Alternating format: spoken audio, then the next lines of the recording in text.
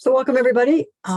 Thank you for joining us this afternoon. I am Rebecca Hirsch. I'm the Associate Vice President for Research and Innovation in the Office of Research, Innovation, and Economic Impact. I'm going to ask my colleague, Shania Artist, to also introduce herself.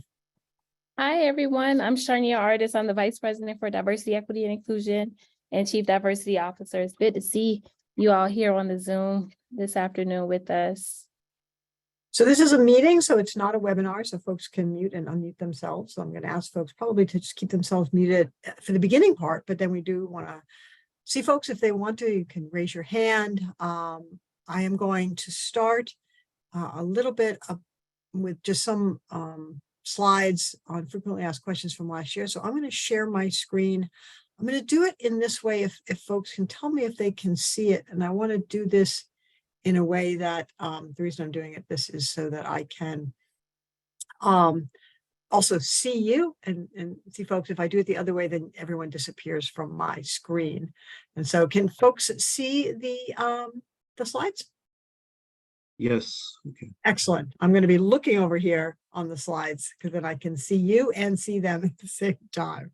So I know that we'll have the slide deck shows on the side as I'm presenting them. So welcome, everyone. This is a Q&A on our 2023 funding opportunity for the Anti-Racism and Inclusive Excellence ARIE implementation of this seed funding. It was very exciting last year. We were able to fund 7 projects across 5 colleges. And so we're delighted to be able to have the opportunity again now. I'm going to take today a little bit to go over maybe 12 or 13 questions from last year. So we can start with some of the ones that we already know, and then I'm happy to take everyone's questions that we can fit in. I am going to record this, as you probably saw, and that will be posted in the same place that the announcement is posted. And I'm also going to update a document of frequently asked questions. This is not anyone's last best time to ask questions. You've got the email to the research development list on the resdev@gmu.edu that I look at and my colleague looks at. And so we'll be answering questions, from now until June 12th when this is due. So just very quickly, the goal of the ARIE Seed Funding to support research, scholarship, and creative activity, addressing the myriad issues on the theme of anti-racism and inclusive excellence. And you'll see this in one of the questions is, it is quite broad. We don't have any particular agenda in mind. The goal is promote and support diversity and inclusive through multidisciplinary research, scholarly and creative projects, and elevate the importance of this work. Work in this area is often not funded, and so we wanted to have this seed funding as a way to provide seed funding for projects that could get additional funding, but also to elevate the importance of this work. Some very basics from the call. That's wrong. I'm going to change that. So it is due. I'm going to do this in real time. Look at that. It is due June 12th, 2023. With funding decisions in October and a start date in January. And while that seems like, why is there so much time? Is because as people are organizing themselves, hiring graduate students and things, starting at the beginning of semester, but knowing that you're going to start gives you that time. Often takes us a little bit of time also to get the awards made, to get the funding to folks. And by the time October comes around, graduate students are already are already funded or working. We do have 2 tiers, up to $25,000, up to $50,000. Those are the 2 tiers, although there is 1 call. The duration of 12 to 18 months. And folks that can apply to this are really folks that can apply to any of our to any proposals. And so the link to that PI policy is noted. I am going to run through just a few of the questions that we got last year. And I think, Mark, this may speak to the question that you sent me earlier today. Are there specific areas of focus or topics of the committee? Is it focused narrowly on Mason or broadly on national? And the truth is, yes, it's all of that. It is quite broad. It's in almost any of the areas you can think of in inclusive excellence. And we got, from arts projects to anti-racism in hiring, in working students and how they feel in specific areas, whether it might be Asian Americans, Pacific Islanders, African Americans, Native Americans. It really is quite broad. The only caveat to that is true here is the curriculum development is really in another category of funding. And so our projects are not designed for curriculum development in this space. But it could be a national scope, it could be a local scope, it could be a Mason scope.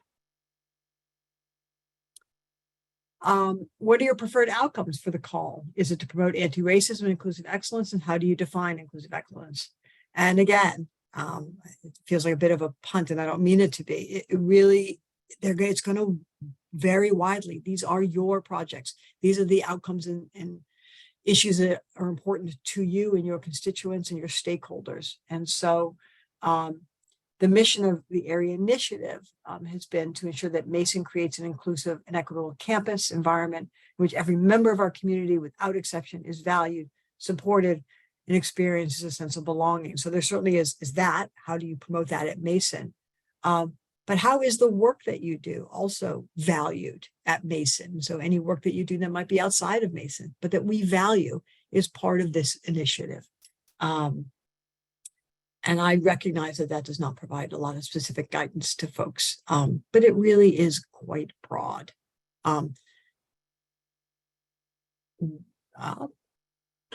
So I'm now on this question. Would an arts exhibit held at Mason focused on anti-racism and inclusive excellence count as a creative activity? And the quick answer last year, as is true this year, is yes. And of course, devil is always in the details.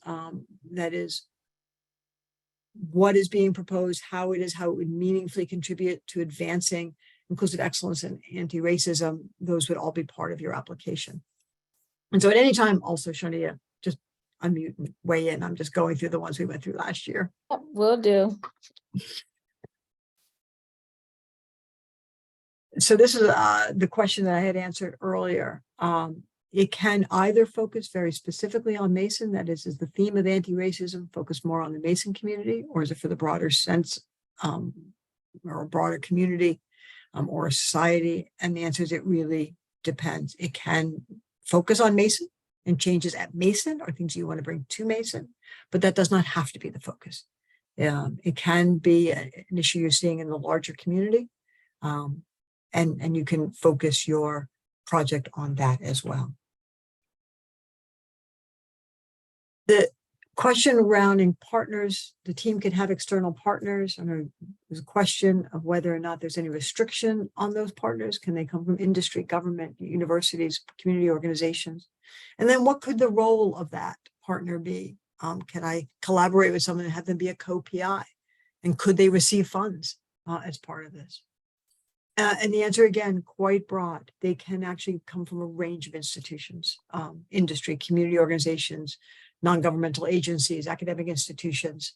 And you also have flexibility to define, depending on your project, what their role is and what any individual's role is, and whether or not it meets the goals of your project in order to provide them some funding. One of the things that we've talked about in this funding and in another seed funding opportunity that I have within the Office of Research is that to the extent that Mason is providing funding, if somebody's coming from an organization, another organization, perhaps they can provide some in-kind contribution as well, that they are a real partner in this with you. It's not required, but it's something you might want to consider as you talk with your partners about that. There's not a lot of money at the $25,000 and $50,000 range. So being just aware of that as you think about how you're going to use that money. But it really is quite up to each individual team and each individual applicant as to how they use those funds.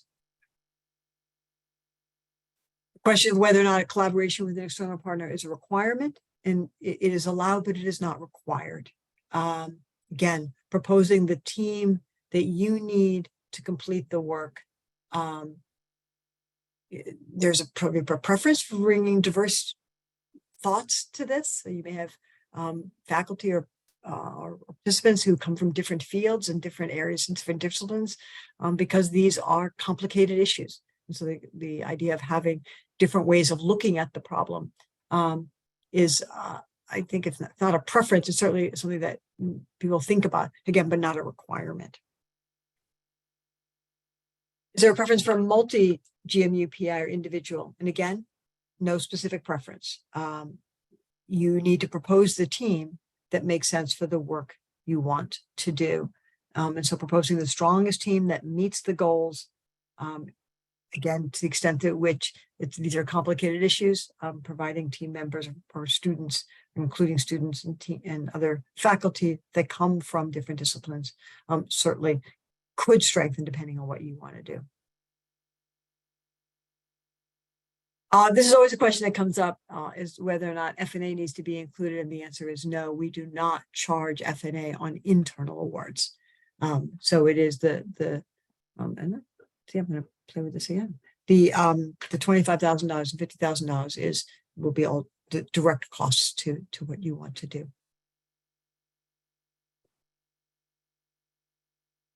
Is PI support allowed? Travel to present at a conference? And again, unlike some things, some seed funding, obviously other kinds of internal applications, we do not limit or have anything that is not allowed in terms of, so you can get, for example, summer salary, you can support a student. You can travel to the extent that travel is justified. Travel to meet with collaborators just for meetings, now that we know how well that can be done virtually, would have to be justified as to why that would have to be in person. But collaboration on a creative activity may require folks come together in some creative space to do that. And so again, the extent to which even travel to a conference or present this work is justified in terms of the goals of the project is really all you have to do for the budget. I mean, things that wouldn't be allowed, that aren't allowed with Mason funds, are things like, I think we have limitations on like food at meetings and things. So whatever falls within Mason's allowed rules is what we will follow here. But you certainly can have funding for faculty, PI students that are working on the project.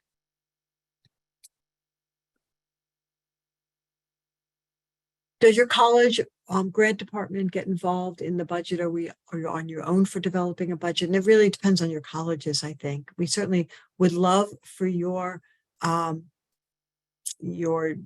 associate deans for research or other folks in your research offices to know the kinds of work that you want to be proposing for internal funding. It's something that we've been wanting our academic units to get behind, even though the funding is not coming from the academic units.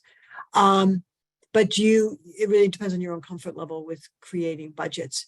One of the things that is true is our offices sponsor programs would not be involved in these budgets. It's not because these budgets are not really important and these projects are not important, but given their limited space and time in terms of getting external funded projects out, we know that would be a priority for them. It's also true that you don't have to use the Mason budget template. You certainly can if you're really comfortable with that.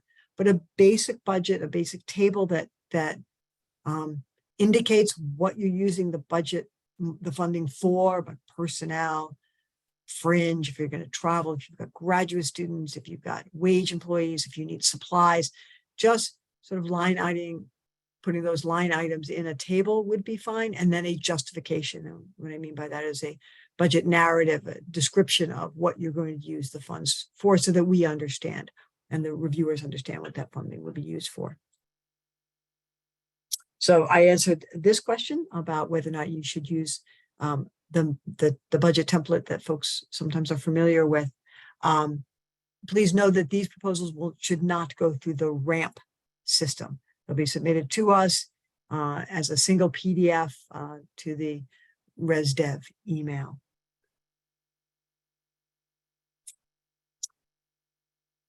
So are there examples of proposals that that you've funded in the past? And while we have those proposals, it is my standard practice to not give anybody's proposal to anybody without that PI's permission. And so again, these are folks internal to Mason. The list of folks that received funding from the 2022 is in this link. Again, this PDF will be available on the website, but it's also on our on the research development website. And so you can certainly reach out to them and ask them for a copy of their proposal if you'd like. We're planning to ask for letters of collaboration for the proposal, but I want to be sure that I'm correct in my understanding. And some of this was true of the Office of Research seed funding as well. They really are letters of collaboration and not letters of support. So we don't need long letter support saying why this is an amazing project. What we want is for the reviewers to know that the person that you've put on as a collaborator really knows that you've put them on as a collaborator. And so the letter is to say, yes, I am going to be doing this work as described in the proposal. They could say a little bit about what that is. They might say a little bit about their background, but that would also be in a bio sketch if you want to include their bio sketch. And so it really is just to let the reviewers know that the collaboration that you have described is really happening, and you've reached out and you have the letter from that collaborator. So it is not a letter of support talking about the importance of the project, and you don't need that from your college or your dean's office or anything like that as well either.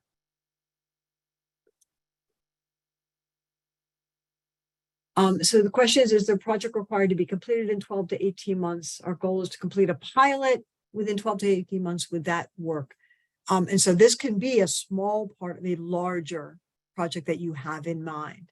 And so the answer is yes. If you've got, when we think of this, if you think of it maybe perhaps as seed funding, you're starting something smaller, you're piloting something, and that will give you some information, data, if you're collecting data, or understanding the partnerships, how you're going to work together to then apply for some larger external funding, that would be fine. Even though the full project as you envision it might not be completed in 18 months, this part of it leading to something larger, you could absolutely consider.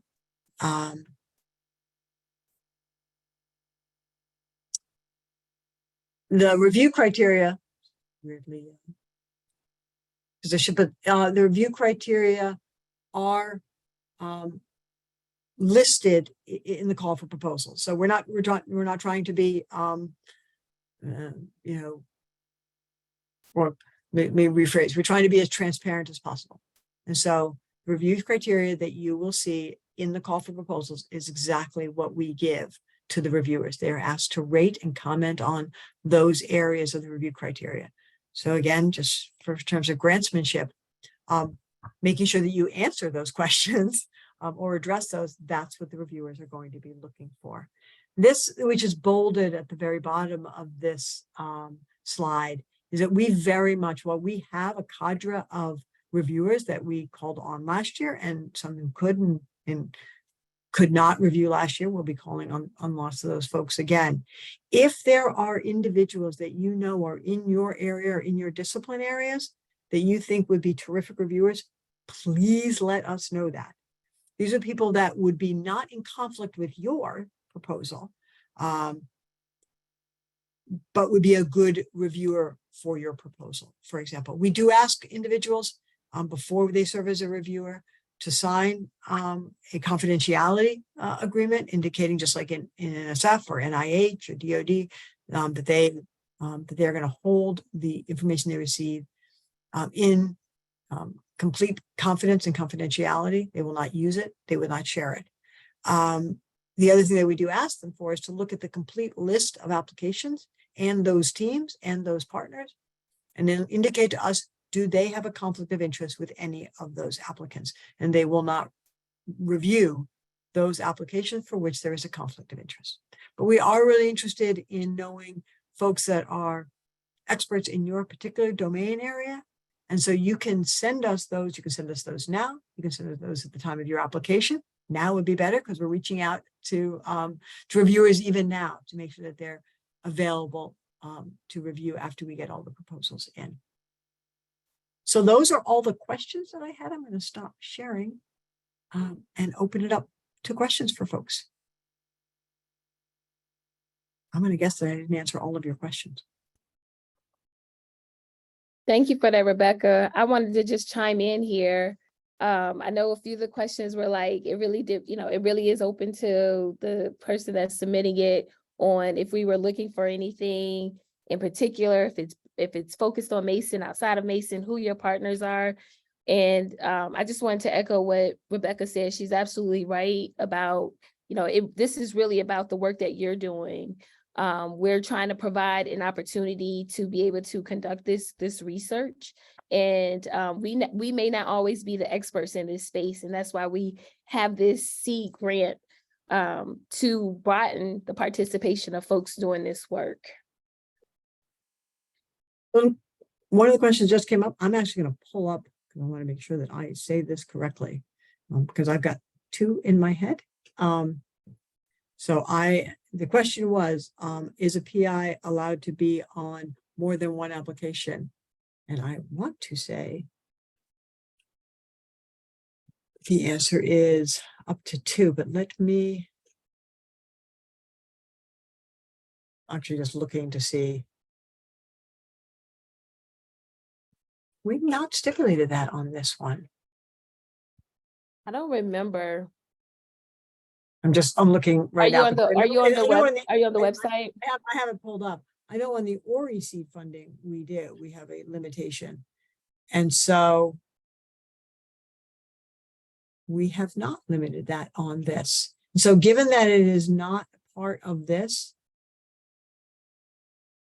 I do not believe that we have a limitation then. Because it seems unfair to do that after the call for vote. I could put it in frequently asked questions and put it there, but I do not see it. Yeah, Mark. So you mentioned about the reviewers. Are they paid reviewers? They are.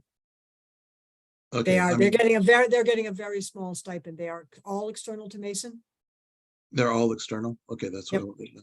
Yes, Okay. they're all external to Mason. And I will tell you, in the past, we have not been able to get an honorarium for reviewers. I serve both on an NSF and an IH reviewer, and you don't get a lot. You get like $200 for the one day that you sit as a reviewer. But we realize in not doing that, we're not valuing their time at all. And we want to do that. So we have a small honorarium that we can provide reviewers. This time around, this is the first time in the 6 years that I've been at Mason that we've been able to do that for our external reviewers. And so I am delighted to be able to do that. But they are all external to Mason. So I'm sorry, you said it's the 200 to 300, is it? I want to say it's 250. I have to look back on the honorarium that we had proposed for that. And I will. And again, the only reason I say that is I also have the ARIE Seed Funding that I have in my head. But yes, they are getting a small honorarium. And how many proposals and how many let me see, a number of questions. One is, how many proposals did you receive in total last year? How many at the 25,000 versus the 50,000 level? Well, let me start with that. So last year, I can get us started, Rebecca. We had 29 proposals submitted. I don't know the breakdown for how many were at the $50,000 level and how many were at the 25, but I think Rebecca can probably get that really. Yeah, I'm actually trying to just log into, because I didn't think you'd get at that level of specificity. I will tell you the overwhelming majority, here's not a surprise. People requested up to the maximum amount. So we may have had 3 or 4 that were at the $25,000 or up to $25,000. The vast majority, and again, that's not a big surprise because $25,000 is not a lot of money. In many ways, neither is 50. But the vast majority of them, I don't have the exact breakdown. So what, if I can ask another question, what were some of the concerns about the applications last year? What were some of the issues with them? They can range. It really depends on because they ranged so, they were so broad. So, someone may have if they were doing actual kind of data collection, let's say health disparities, and they were concerned about the the population. That would not be true of an arts exhibit. So they really did range. Did they have the right mix of expertise for what they wanted to do? If they were doing an actual data collection, did they have the sort of a correct methodology? Was it big enough or small enough to answer the questions that they want to? So that's really hard to break down because this is such a broad area. We did have a lot of very good proposals. And so that was also, there were probably very good proposals that didn't get funded because of just what we had in terms of funding and where those fine lines in terms of ratings may have been. I can try to get some more specificity, but it really ranged so much based on the types of proposals that we had. Yes, and I'm going to probably pronounce your name wrong, so please, if you could tell me your name. Sure. Hi, I'm Ide. Thanks Ide. for the session. Good to see you again, Sharnia. Good to see you. Thank you. So I'm in the Writing Center in the Lab for Writing and Communication, and what I'm thinking about is a program that's not curricular, of course, because we're not part of the curriculum, but students would come to us to get help on their speaking, and my target audience is multilingual speakers. My question is, would this count as a curriculum development and not be a good idea for this grant, or is that can it count as a project that's a good fit? And I can give you more information, of course. Yeah, I'm going to turn on that a little bit only because it's not a curriculum, it's not a class, it's a program that's offered is what I'm sort of hearing. Is that correct? Yeah, that's correct. So students would, based on their need, they might make an appointment with a consultant in the program and come for consultations. That's what it would look like eventually. Yeah, that strikes me as not a curriculum development project, as I understand the curriculum development part of ARIE. But you tell me, Sharnia, Jessica, you may be also more familiar with the curriculum development part. I was thinking as well, it doesn't quite fit under curriculum. I do know that we had a program like project that was funded last year. Mm-hmm. I think the important piece is if you have a project or a program that you're creating is that research component. What are your research questions that you're trying to address with this program or project that you're creating? Okay, so there has to be a research component to it. That's what you're saying. But when we talk about research too, and I think of research, scholarship, and creative activity. So what is the outcome? And so that is, so you could do an arts project where there's some outcome, there's some change that is happening based on that arts project. So I do want to be inclusive in the language in terms of the kinds of projects that we have. There could be scholarly work that happens that what is the impact of that project on what it may be. So research is a term that I'm familiar with as a psychologist, which has a very specific connotation in my head. What I don't want to presume is an artist hears research and says, oh, my work doesn't apply. And I don't want to get that feeling, because I think of research across all of these, because they all have impact, they all have outcomes. But I know from my friends in CVPA that when I say research, they shut down and walk away. And I'm like, no, that's not what I meant. So I'm trying to be. Yeah, I understand. So the outcome of this would be students or multilingual students would get help on their speaking. So it's kind of like an educational outcome where they would be more, it's focused on their success in academia and in getting jobs. So it doesn't have a concrete outcome like the research results that you're talking about. And then the question becomes, how does it advance the ideas around anti-racism and inclusive excellence? And I get that our multilingual students may not feel accepted, or may not feel or may feel when they speak, they get a different kind of reaction from somebody, whatever that might be. But again, I think couching it in the anti-racism and inclusive excellence, that people feel that they belong, and not only that they belong, that they're valued, and we are better for having them here. We as a whole community are better for any individual that is in our community is part of what I think about inclusive excellence. No, I think that's good. I'm glad, Rebecca, that you had expanded on that research piece to be much broader. I would say go to the call and look if it feels like it fits with regards to some of the specific questions that are listed under significance and goals, what your approach is, what your impact and outcomes would be.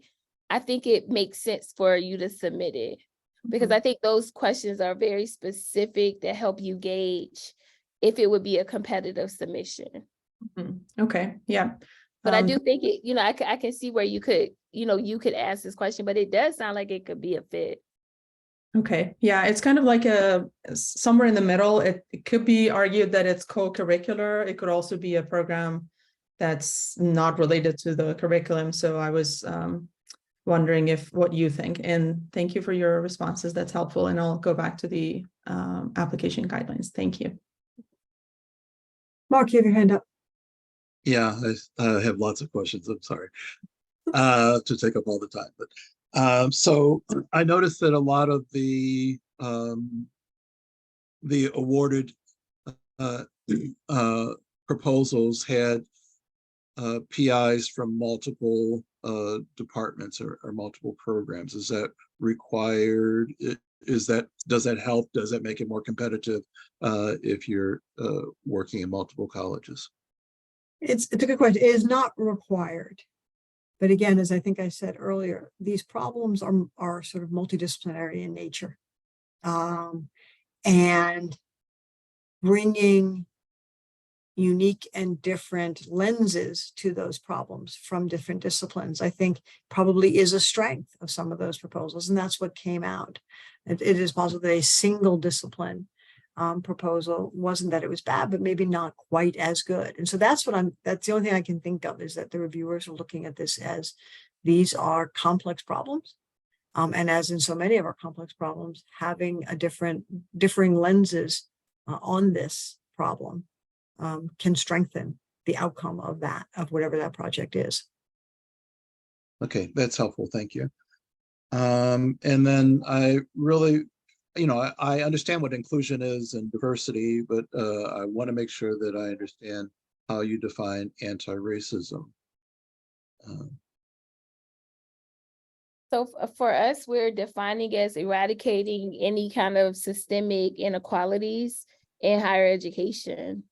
If you go to, I can put a link to the ARIE website. So there's a lot of work that has already been done by our faculty, our staff, and our students. And we have it was our One Virginia plan that we kind of put in definitions, not only for anti-racism, but for inclusive excellence, diversity as well. So I can provide that information. Okay, yeah, I think that will be helpful. Yeah, because when I think of anti-racism, I think of changing policies. Yep, policies, practices, programs. Yep. Okay.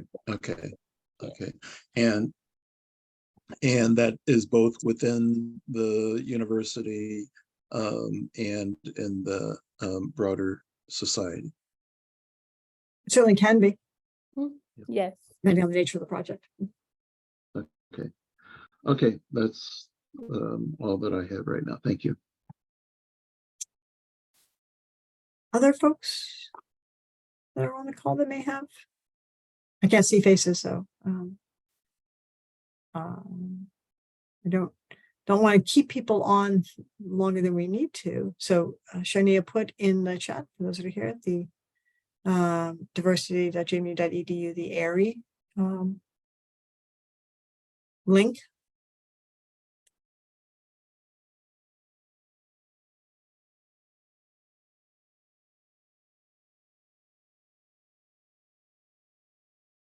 Always give people a little time to either type out their questions or think about them and come online. I'm going to also put in the One Virginia plan as well. It is on that website, but there are quite a few links that you have to click to get to it. So I'm going to try to upload it in the chat. Just see. There we go.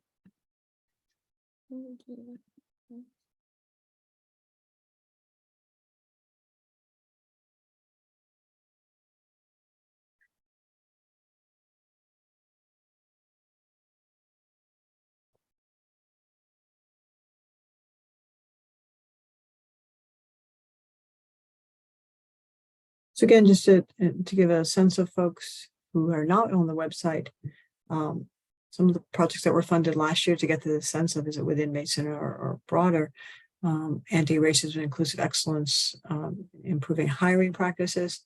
That was actually local and to Mason. They talked about hiring practices within Mason. So another project on reducing inequalities in domestic and sexual violence services in Fairfax County. And so looking at the broader Fairfax County, in terms of how we can address the kinds of inequities that happen for folks in the community in which Mason lives. There was a project and looking at activating local and diasporic Native identities at Mason. So looking at our Native American communities and how those are identified at Mason. So another, just talking about how do we train our social scientists to use anti-racist methods and methodologies and thinking in terms of across any of the disciplines. And how do you train the next generation of scientists to be thoughtful and using anti-racist research methods? And then we had a couple of arts projects that the Anti-Racist Collaborative Arts at Mason, which is a series of arts exhibits here at Mason, but that will be open to the broader community. So it really did range quite a bit. And you can take a look at those on the website. Thank you, Mark. So I've said to folks, this is not your last best time to ask us questions. We will post this recording as well as a PDF of the frequently asked questions.